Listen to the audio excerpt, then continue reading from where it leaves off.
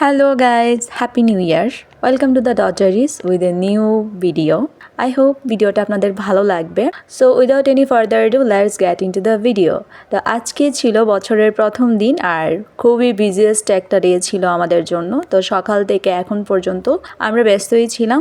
নতুন বছরের প্রথম দিনটা শুরু হয়েছিল সকালবেলা কাঁপতে কাঁপতে, বিছানা থেকে উঠতে পারছিলাম না, এত পরিমাণে ঠান্ডা ছিল. এত ঠান্ডার মধ্যে ঘুম থেকে উঠে গরম জলে স্নান করেছি.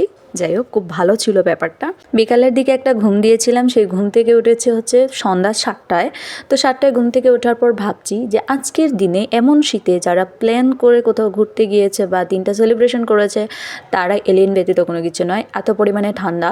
তারপর আমরা একটা ওটার প্ল্যান করে নিলাম যে চলো আমরা একটু রাস্তা দিয়ে হেঁটে আসি. এই ঠান্ডার মধ্যে জোরে জোরে হাঁটলে গরম লাগবে, সেই জন্য আমরা হাঁটতে বেরিয়ে পড়লাম. মানে বস্তার মতো বস্তামুড়ি দিয়ে আমরা সবাই হাঁটতে বেরিয়ে পড়েছি.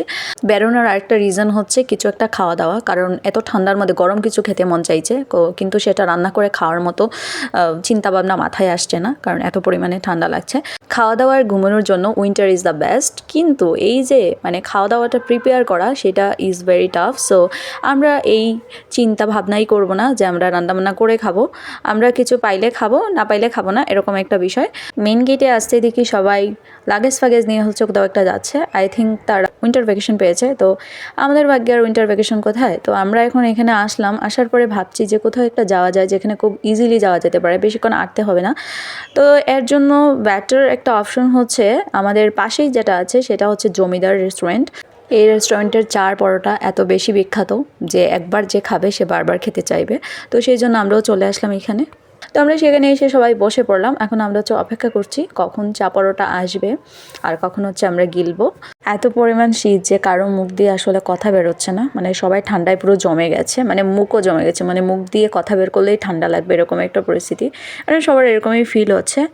ফাইনালি আমাদের অপেক্ষার অবসান হলো, আমাদের চা পরোটা চলে আসছে. আর এই ঠান্ডার মধ্যে এই চায়ের চুমুক দেওয়ার পরে একটা এত পরিমাণে প্রশান্তি লাগছে, অনেক শান্তি লাগছে আসলে.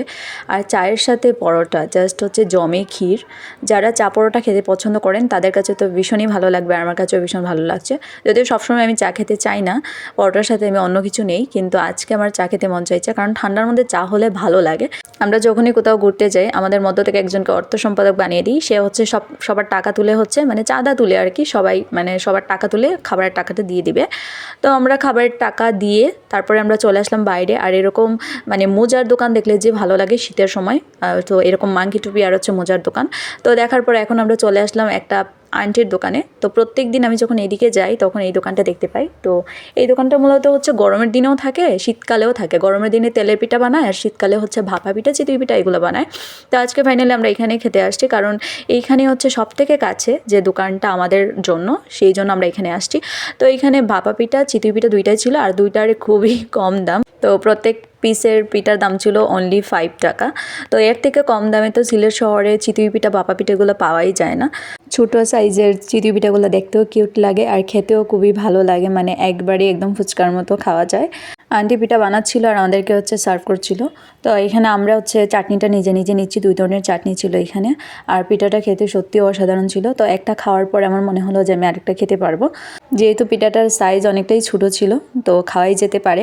আজকের আমাদের আউটিংয়ে হচ্ছে 2-3 জন হচ্ছে মিসিং আছে, তো তাদের জন্য খুবই খারাপ লাগছে. তারা থাকলে আরও ভালো হতো. এইভাবে হুটহাট বেরিয়ে পড়াটা, মানে এরকম সবাই তো একসাথে হওয়া যায় না সবসময় সবাই ফ্রিও থাকে না. তো আজকে যেহেতু আমরা যে কয়জন ফ্রি আছি সবাই এসেছিলাম.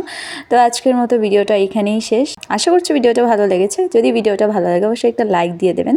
দেখা হবে পরবর্তী কোনো একটা ভিডিওতে. ততক্ষণ সবাই ভালো থাকবেন. সবাইকে জানাচ্ছি আবারও happy new year. I hope this year will bring happiness to you and your family.